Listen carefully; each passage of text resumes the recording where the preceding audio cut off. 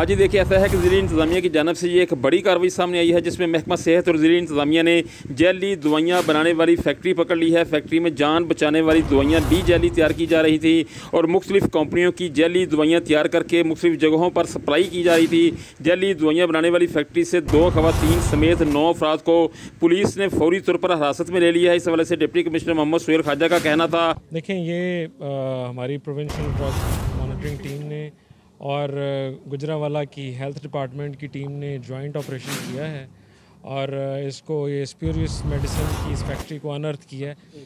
यहाँ पे जाली अद्वियात बननी जो डिफरेंट कंपनीज़ के जाली ब्रांड्स यहाँ पे तैयार किए जा रहे हैं और इसको डिफरेंट जगहों पे सप्लाई किया जा रहा है। अभी ये जब इसकी तहकीकात होंगी डिटेल में तो फिर उसे पता चलेगा कि ये कहाँ पे मेडिसिन जा रही हैं। कि फैक्ट्री से सप्लाई होने वाली दवाइयाँ मार्केट से फौरी उठाने का हुक्म दे दिया गया है। मार्केट से फौरी दवाइयाँ ना उठाई गई तो कीमती जानें ज़ाया होने का खदशा है। आइंदा ऐसी जैली दवाइयाँ बनाने वाली फैक्ट्रीज़ के खिलाफ घेरा तंग करेंगे और फैक्ट्री मालिक वसीम शेख के खिलाफ ड्रग एक्ट के तहत मुकदमा दर्ज कराया जाएगा।